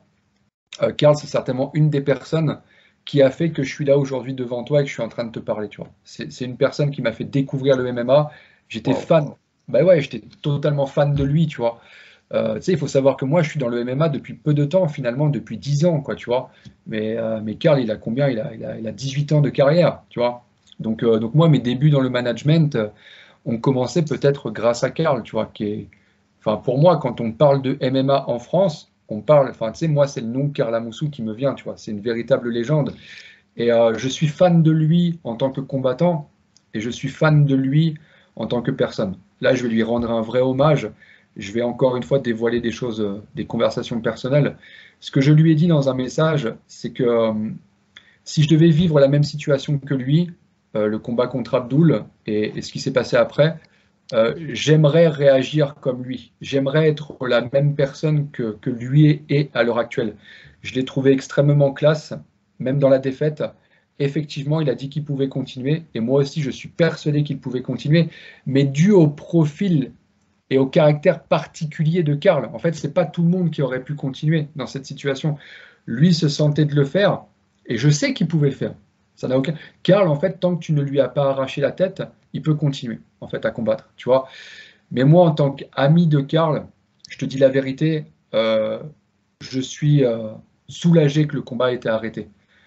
J'aurais pas supporté voir Karl finir étranglé ou finir inconscient, tu vois, ça n'avait aucun intérêt, tu vois.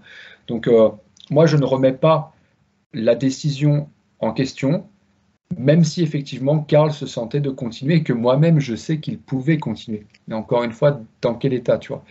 Donc, pour finir, je ne veux pas prendre la parole trop longtemps, mais Karl, il faut lui rendre hommage parce que Karl, dans ce combat, il n'avait rien et absolument rien à gagner. Rien à gagner. Abdul, c'est un mec aujourd'hui, personne ne veut le prendre. Et en France, j'en parle même pas. C'est impossible de trouver un adversaire français pour prendre Abdul, tu vois.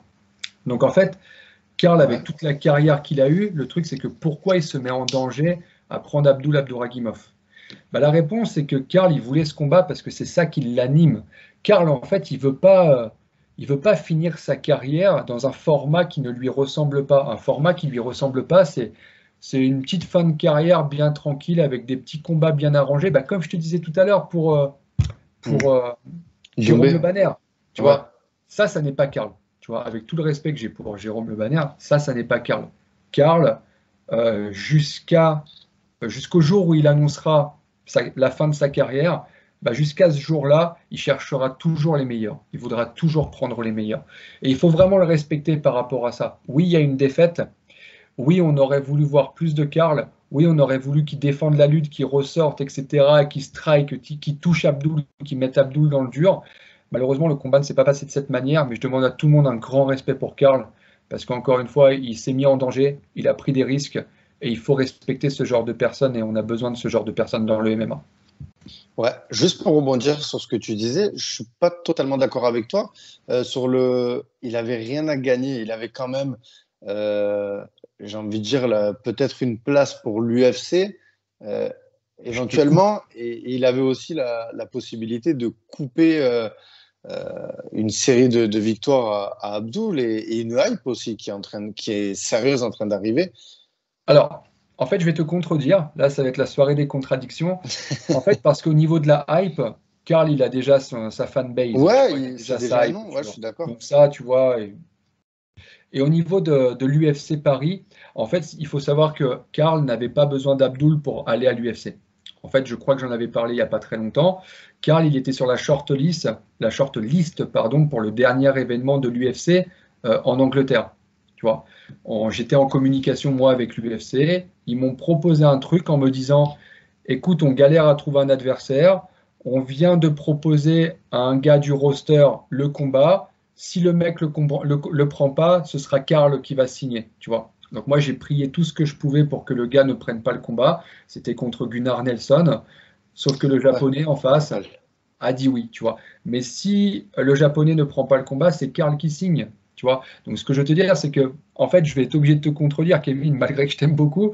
Mais là, pour le coup, je suis obligé de te contredire sur le fait que, en fait, Karl, il n'avait pas besoin d'Abdul finalement pour signer à l'UFC. Donc, encore une fois, encore plus, il s'est mis encore plus en danger, tu vois, en acceptant ce combat. Et c'est vraiment pour ça que je le respecte énormément. C'est que le gars, en fait, était prêt à mettre potentiellement sa future place à l'UFC en danger, juste parce qu'il avait.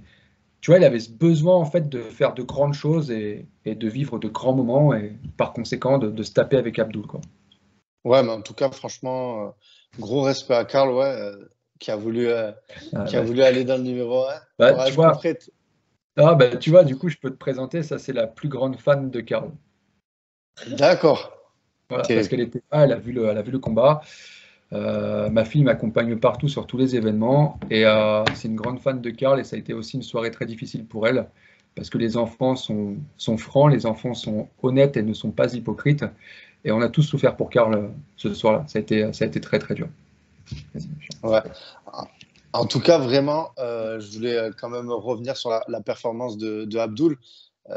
Faut saluer quand même qu'il a réussi à mettre au sol Karl, ce que j'aurais pas misé dessus, sérieusement, avec toute la préparation en lutte que Karl a fait. Mais quand même, il a réussi à y venir. Et puis le grand endpoint qu'il arrive à lui infliger. Est-ce que tu en avais conscience de cette puissance que Abdul a, ou vraiment parce que je sais qu'il a actuellement il a changé de préparateur physique, tout ça, il a évolué physiquement. Est-ce que vraiment cette puissance, il l'avait quand il était dans tes rangs, ou vraiment tu reconnais pas le Abdul que tu as aujourd'hui? Je parle vraiment sportivement, Mhm. parce que c'est vrai qu'aussi son personnage, j'ai pu le voir dans les interviews, il a évolué. Aujourd'hui, on a un Lazy King, donc très très marrant aussi, très très cool de le voir. Moi, il me fait bien rire, vraiment. Franchement, c'est cool. Bah, Ça, je pense que effectivement, ça fait rire tout le monde, donc c'est cool ouais, il y a eu une de rigoler évolution. aussi. Il y a une évolution, effectivement, parce qu'à l'époque où il était avec moi, son surnom était le Conquéreur, tu vois. C'est comme ça qu'il avait voulu s'appeler. Aujourd'hui, c'est Lazy King. Alors, je ne sais pas qui est vraiment Abdul Abdouragimov. Est-ce que c'est le personnage qui nous montre à travers les réseaux, à travers les vidéos, ou est-ce que c'est surjoué? Je ne sais pas. En tout cas, ce que je peux te dire, c'est que oui, il faut rendre hommage au travail que Clément Marcoux fait avec Abdul. De toute façon, il n'y a que à voir les photos, tu vois, il y a une vraie différence, il y a une évolution Bien physique. sûr. Ça, il n'y a aucun doute là-dessus. Mais sans minimiser le travail de Clément Marcoux, je sais que Abdul, en fait, il a ça au fond de lui. Et je vais t'expliquer pourquoi. À l'époque où il était encore dans mes rangs, il avait un combat au Brave contre un Australien du nom de Sidney Wheeler, si ma mémoire est bonne. Faudra vérifier, mais je crois que c'était ça. Et en fait, si tu veux, il y avait eu des échauffourées à la pesée, il y avait eu des déclarations un peu rudes de la part de l'Australien. Et là, en fait, on avait vu un Abdul totalement différent de son style de d'habitude. Là, il avait envie de frapper et de faire du mal à Sidney Wheeler. Et c'est la première fois, je crois, qu'Abdul gagnait par TKO, tu vois, parce qu'il a fait un vrai grand and pound, parce qu'il avait envie de faire mal. Et je sais que Abdul, quand il veut faire mal, il fait très mal. Sauf que ça n'est pas son jeu à la base, tu vois. Et je pense que ce soir-là, contre Karl Amoussou, Karl a très bien bloqué. Et par conséquent, Abdul a certainement compris que si il pratique son jeu, ça va être compliqué. Et que pour se créer des ouvertures, il avait besoin de frapper, tu vois. Et du coup, il s'est déchaîné pardon, pour le coup. Et ça a fonctionné. Il a cette force, il a ce talent. On sait qu'Abdul, c'est un poison, tu vois, c'est un véritable poison. Abdul n'a pas de striking, absolument pas, tu vois. Sauf que Abdul, s'il te met la main dessus, bah, c'est très compliqué, quoi, tu vois. Karl, il a fait le taf une fois, il s'est extrêmement bien relevé d'une position au sol.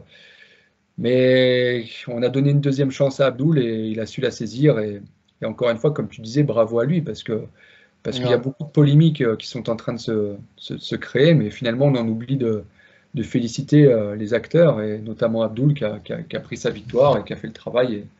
Et encore une fois, bravo, quoi. Ouais, bravo et merci de nous avoir fait vivre un événement aussi important et ça sur le sol français. Je pense que c'est bon pour le MMA, ça fait avancer le sport, vraiment. Euh, Même si certes on reste un peu sur notre faim au niveau de cette décision.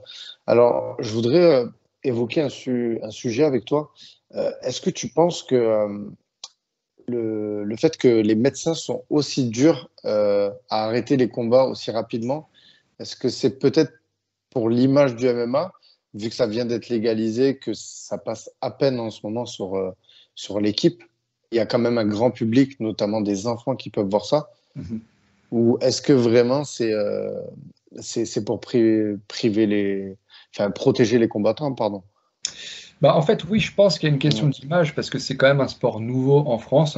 Donc peut-être que les docteurs, les médecins ont des consignes quant au fait de ne pas trop laisser durer les combats quand les combattants sont blessés, ouverts, ou tu vois.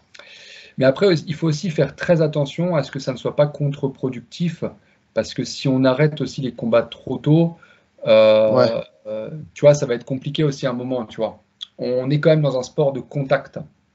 On sait qu'il va y avoir du contact, on sait qu'il va y avoir des coups, on sait que les combattants vont être touchés. Donc il faut aussi prendre ça en compte, parce que si on empêche aussi les combattants d'être touchés et d'avoir des marques au visage, ça va être compliqué, tu vois. Mais je pense que on doit tous être éduquer, on doit tous s'auto-éduquer quant à comment faire évoluer le MMA en France, parce qu'il y a encore des choses à rectifier, il y a encore des choses sur lesquelles on peut progresser. Tu as dû voir qu'il y a une polémique comme quoi la docteure avait quitté l'événement un petit peu trop tôt, ce qui a provoqué un problème énorme parce que du coup, Karl n'a pas pu être recousu sur Ouais, place. j'en ai entendu parler. Ouais. Voilà.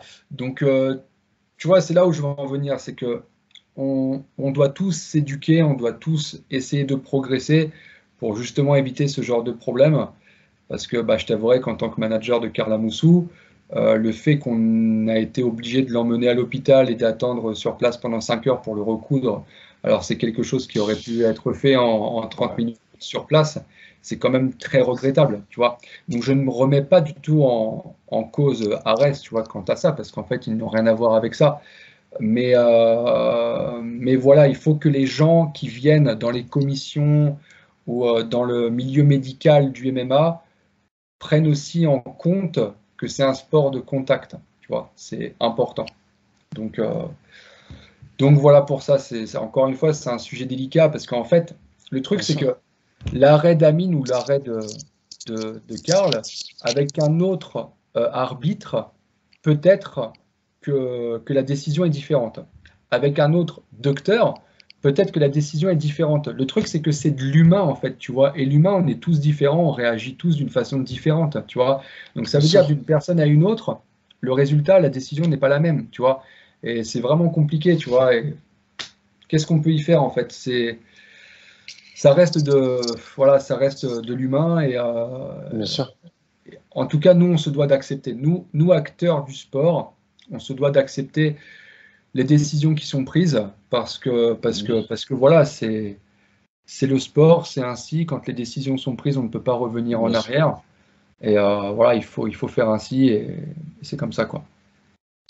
Voilà, moi, je trouve ça juste un peu, tu vois, un si bel événement, les deux gros combats qu'on attendait le plus, bah, Ouais, nous, les fans, au final, on va retenir quoi?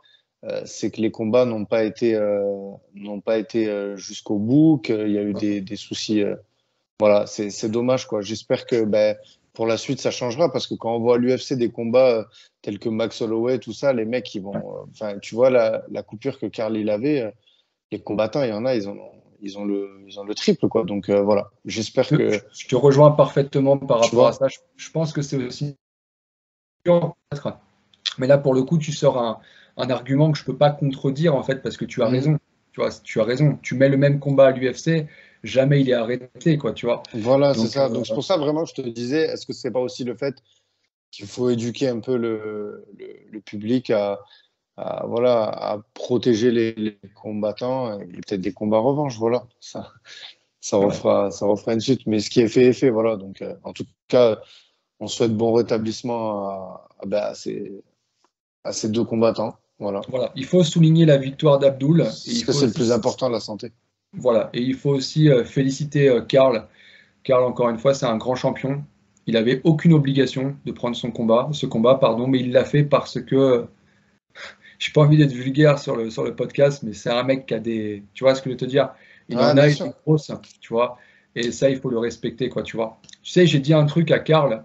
On a une expression ici en Bulgarie qui dit euh, l'important, ça n'est pas d'être le plus fort, mais c'est d'être le plus grand. Et Karl, il a été grand, tu vois. Karl, c'est un grand monsieur et il a tout mon respect. Ouais. Et ben, il a le mien aussi. Et son poste qu'il a fait, d'ailleurs, vraiment, voilà, je vous invite à aller le voir, à le liker, à lui mettre un commentaire pour lui donner de la force parce que vraiment, et il a dit dedans, hein, les champions, c'est pas forcément ceux qui gagnent, c'est ceux qui tombent et qui se relèvent. Et Absolument. vraiment, ça va dans le sport et dans la vie. Mais tu vois, On en a ouais, ça, c'est du Karl Amoussou, tu vois, avec toute la maturité qui va avec, quoi, tu vois. Voilà le ouais. personnage. On en a fini sur la recette. Tant de choses à dire. On va Beaucoup. passer au dernier sujet du JDF. Donc, ben, j'ai pas envie de dire le meilleur pour la fin, du coup, parce que c'est un sujet un petit peu sensible. Triste réalité, c'est la défaite de Alan Bodo. Donc à l'UFC, ce combat se déroulait en même temps enfin, en même temps, pas niveau horaire, mais que l'ARS 7. On a eu encore une défaite de Alan Bodo. Donc là, il est sur 4-0 à l'UFC. 0-4. 0-4, pardon, ouais. Donc vraiment très, très dur. Très dur pour Alan, un combattant qui pourtant a des grosses capacités. Et j'ai l'impression soit qu'il n'arrive pas à les transférer dans l'octogone. À chaque fois, ses adversaires ont le dessus et c'est dur. Bah, en fait, c'est très juste que tu vois ce que tu dis. Ouais, c'est très très juste parce que, comme tu l'as dit, c'était le même jour que Ares. Donc pour le coup, je n'ai pas vu le combat. Donc je l'ai regardé tout à l'heure, tu vois, avant que tu m'appelles. Ah. Et il m'énerve, Alan Bodo. Et en fait, je vais t'expliquer pourquoi. Je vais t'expliquer pourquoi il m'énerve. Parce qu'il m'énerve vraiment. En fait, tu sens qu'il y a un vrai truc. Il sait faire des choses, mais il sait faire des belles choses. Tu vois, il est, comment dirais-je, il est imprévisible. Il est imprévisible. Voilà ce qu'on dit en français. J'étais en train de chercher le mot. Il est vraiment imprévisible. Tu vois, il nous a sorti ce fameux coude, tu vois, montant, etc. Il met un down sur le gars alors qu'ils sont dans un clinch. Tu vois, dans un clinch, normalement, t'as pas la puissance nécessaire pour mettre down. C'est compliqué, quoi, tu vois. Il met le gars down sur un clinch. Il envoie des coups de poing retournés. Il met des kicks sur le genou du gars. Enfin, tu vois, il sait faire plein de choses, ce gars. Il sait faire vraiment plein de choses. Mais la finalité de l'issue est toujours la même. Tu vois, c'est comme s'il y avait une problématique chez lui. Alors, je suis pas à la place de ses coachs, donc je ne saurais pas te dire est-ce que c'est physique, est-ce que c'est mental, mais c'est dommage. C'est dommage parce qu'en fait, il nous fait à chaque fois le spectacle, il nous fait à chaque fois des choses, et malheureusement, ça se termine sur une défaite. Et en fait, là, je me mets à sa place. C'est super frustrant. C'est super frustrant. Parce qu'au regard de la première reprise, tu sais, j'ai écouté les commentaires aussi du coach de Petrosyan, l'adversaire, qui lui dit ça y est, tu as passé l'orage, tu as passé l'orage. Et ça veut dire, ce que ça veut dire, en fait, c'est qu'eux-mêmes étaient conscients qu'il y avait du danger avec Alan. Et il y en a vraiment du danger avec Alan, pour le coup, tu vois. Mais il y a eu des échanges au sol en fin de première, et il semblerait que Petrosyan, il a trouvé la solution, tu vois. Il s'est dit, bon, voilà, c'est ici qu'il faut que ça se passe. Et malheureusement, Alan n'a pas fait le taf pour défendre la lutte. Il s'est fait emmener 2 fois assez facilement au sol. En plus, une 3e fois où il place un joli scramble où il doit l'éviter, cet amené au sol. Et bizarrement, Petrosyan arrive à reprendre la position. Et voilà. Je dis, il m'énerve. C'est frustrant, tu vois. C'est frustrant parce que tu sens qu'il y a un truc. Tu sens qu'il y a quelque chose, tu vois. Tu as des combattants à l'UFC qui sont un peu fades, tu vois. Il ne se passe pas grand-chose, tu vois. Mais là, pour le coup, lui, tu sens qu'il y a un truc, mais ça paye pas, en fait. Ça passe pas, tu vois, à chaque fois. Qu'est-ce que tu en penses? Ben, j'en pense que, ouais, c'est ça. Et en plus, à chaque fois qu'il a eu des défaites, on sait que c'est un travailleur. Vraiment, il a tout mis en œuvre pour travailler sur ses points faibles. C'est ça que je salue chez Alan, c'est qu'il a conscience de ses points faibles, qu'il en a. Et à chaque fois, il a quand même réussi à se faire piéger sur voilà, là, pour le coup, c'est un grand endpoint qui prend, mais l'autre fois, c'était pareil. Et ce deuxième round, à chaque fois, il nous fait un premier round. Et je vais pas dire qu'il m'énerve, moi, parce que. Non, mais tu comprends dans quel sens je dis ça. Non, mais oui, bien sûr. Ben, moi, c'est de la compréhension, quoi. À chaque fois, je me dis, allez, cette fois, Alan, je le vois, il va pour aller dans l'octogone, la marche et tout. Je dis, ça y est, c'est la bonne et tout. Parce que ben, je le kiffe en plus, personnellement. J'aime beaucoup ce gars. Il est cool. Et de le voir arriver à perdre, voilà, à l'inverse de Cyril Gane, tu vois, il performe pas. Et ça me fait mal au cœur aussi, ça, tu vois. C'est qu'il avait tout pour réussir et le pauvre, il n'y arrive pas. Voilà. Donc après, je sais pas les raisons. Et cette fois-ci, l'attitude était vraiment la bonne, tu sais. Début de combat, je l'ai vu méchant, en fait. Je l'ai vu dans l'expression du visage. À chaque coup, il voulait vraiment faire mal, tu vois. L'expression était bonne, en plus, tu vois. Et encore une fois, comme je disais tout à l'heure, on ne doit pas faire rentrer l'affectif là-dedans. Mais en plus, ça a l'air d'être un super mec, tu vois. Et du coup, on est déçu parce qu'il représente la France, tu vois. Il y a pas, là, il n'y a plus de trucs d'équipe ou quoi. On s'en fiche complètement des équipes. Il représente la France. On n'a pas beaucoup de combattants à l'UFC. On aimerait qu'ils performent tous, tu vois. Et quand tu sens que le gars, il a quelque chose il peut faire des trucs et que ça passe pas, c'est l'incompréhension pour tout le monde. Et c'est dommage. Dommage, c'est vraiment dommage. Après, en soi, aujourd'hui, quel est le bilan? Comme tu l'as dit, c'est 4 combats à l'UFC, c'est 4 défaites. Quoique, il y a un combat qui a été modifié en pour dopage, là. il l'a perdu de toute façon. Il a perdu, ouais. Certainement, il faut être honnête, il va certainement se faire cutter de l'UFC, tu vois. Mais la finalité en soi, est-ce que ça arrête une carrière, tu vois, le fait de se faire cutter de l'UFC? Tu vois, Non. mais voilà, aujourd'hui, il y a plein de solutions après l'UFC. Alors, bien sûr que tout le monde veut rester à l'UFC et on souhaite à tous nos combattants de rester à l'UFC. Mais tu vois, il ne faut pas que le fait de se faire cutter de l'UFC, par exemple, comme Faresiam s'est fait cutter de l'UFC, Ouais, tu vois, il ne faut pas que ça détruise les mecs, que ça les mette en PLS, en dépression totale, etc. Il y a des choses après l'UFC. Il y a des organisations qui payent très correctement, qui proposent de jolis projets sportifs. Tu vois, oui, c'est triste, oui, c'est dommage, on aimerait que les mecs y restent. Mais si tu ne peux pas y rester, il y a d'autres choses à faire. Ça ne marque pas la fin de ta carrière. Il y a d'autres très belles choses à faire ailleurs qu'à l'UFC. Donc voilà, on ne sait pas encore quelle est la suite pour Alan Bodo. Mais ouais, j'espère vraiment qu'il restera à l'UFC, qu'il pourra même éventuellement aller à l'UFC Paris. J'espère. Sinon, ben, j'ai peut-être une petite idée pour lui. Il y a l'ARES aussi. Hein. Ça j'avais peut la être même. intéressant. Ouais. Puis en plus, il va avoir l'étiquette UFC. Donc, je pense que vraiment, il y a pas mal d'adversaires qui voudront l'affronter, quoi. Et peut-être qu'il aura l'opportunité de briller dans une autre organisation. Je veux pas m'avancer trop. J'espère vraiment qu'il restera à l'UFC. Mais voilà. Et d'ailleurs, je parle d'étiquette UFC. Ça, c'est un mot que tu emploies. J'ai oublié de rebondir sur Karl. Je refais une transition vers lui parce que j'ai entendu en conférence de presse, ouais, il faut qu'on en parle. Michael Lebou, Karl Moussou. Qu'est-ce que tu en as Écoute, pensé? Est-ce que Karl, je sais qu'il ne s'est pas encore exprimé dessus, est-ce qu'il va s'exprimer? ce que je peux te dire, moi, c'est que j'ai vu une déclaration comme quoi c'était en bonne voie, en bonne négociation. Mais en tout cas, Ouais, moi, on ne m'a rien demandé, tu vois. Donc pour l'instant, moi, j'estime que les négociations sont au point mort à partir du moment où je ne reçois pas une offre concrète avec une date, avec un adversaire et un lieu, tu vois. Maintenant, 6 combats contre Michael Lebou, il devait y avoir. C'est un joli combat. Ça marque la fin d'une époque, en fait, j'ai envie de te dire. Ce sont deux vieux briscards de l'ancienne génération. Il n'y a rien de ouais. péjoratif dans le fait de dire l'ancienne génération.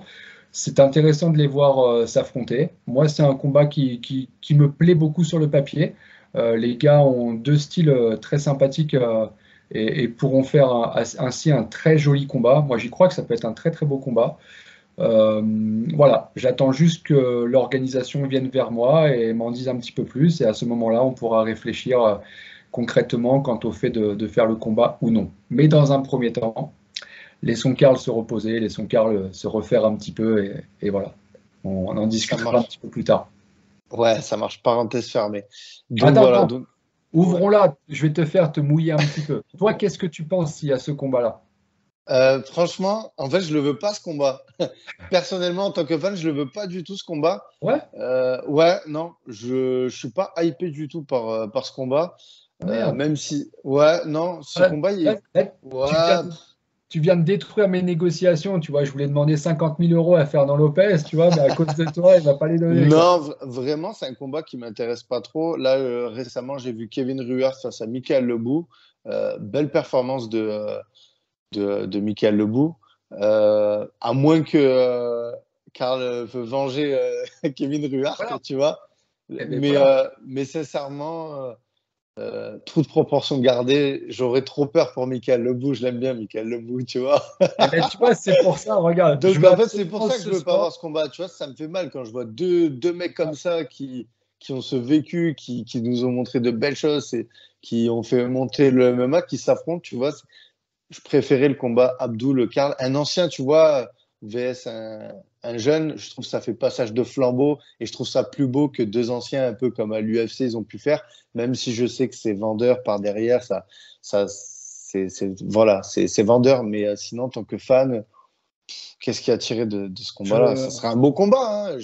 Je paierai mon pay-per-view pour le regarder, ça c'est sûr, il y a pas de photo. Mais bon, c'est pas le combat qui m'intéresse le plus. je comprends, monsieur After Fight, mais ce soir, tu vas pas m'échapper ce soir. Tu seras obligé de te mouiller. Donc, je te demande si on arrive à officialiser le combat entre Michael Lebou et Karl Amoussou. Quel est ton pronostic? Ah, mais je l'ai dit. Tu Je l'as fait l'ai dit. comprendre. Voilà, Ah ben, mais c'est Carla Moussou, je me voilà. mouille, je le dis, c'est Carla Moussou. Et d'ailleurs, c'est même pour ça que j'ai pas envie de voir ce combat, parce que Donc, pour moi, Michael, tu as entendu, Michael, tu vas perdre. Donc, arrête, voilà, arrête les négociations tout de suite. Arrête tout. le message est passé. Bon, ben super, ben, on a fait le tour sur l'actualité du MMA. Encore merci Guillaume pour ton intervention. C'est toujours un plaisir d'échanger avec toi. Merci à vous pour vos retours. N'hésitez pas à nous mettre un commentaire ce que vous avez pensé de ce journal. Si vous avez des questions à poser à Guillaume aussi, n'hésitez pas à lui mettre. Ça nous fera des sujets à échanger. On est preneur. Donc voilà. Et si tu veux un petit mot de la fin, Guillaume, je te laisse pour clôturer le podcast. Ouais, c'est une très bonne idée en fait ce que tu suggères. Moi, je serais ravi de répondre aux questions. Il n'y a aucun problème. Toutes les questions sont les bienvenues, même les plus dérangeantes. Il n'y a aucun problème. Non, non, Ouais, je sincèrement, sais que les gens, ils viennent te les poser. Excuse-moi, je te coupe. Je sais qu'il y a beaucoup de gens qui viennent directement ah, ah, passer par toi, mais ça peut être intéressant aussi d'en parler bien dans le sûr, podcast. Donc vraiment, j'invite les gens à mettre un commentaire et qu'on en parle tout à fait. dans ce journal du Donc, fight. les gens, il faut mettre des commentaires, il faut aimer, il faut partager. Et c'est moi qui te remercie. Encore une fois, merci beaucoup pour l'invitation. C'était un grand plaisir. Et je vais conclure en disant, messieurs, dames, n'oubliez pas, il y a le camp à la BTT du 10 au 17 août 2022 à Sofia, en Bulgarie. Il y a déjà énormément d'inscrits. Messieurs, dames, ne traînez pas. On va clôturer les inscriptions très bientôt parce qu'on ne peut pas se permettre d'avoir 100 personnes dans le gym. Mais encore une fois, ça va être cool. Ça va être une belle année avec de jolis prospects. Donc, il faut être là. Et on essaiera de faire un live journal du fight en direct pendant le camp. Yes. À très bientôt. Ça a fait plaisir. Bonne soirée. Merci beaucoup.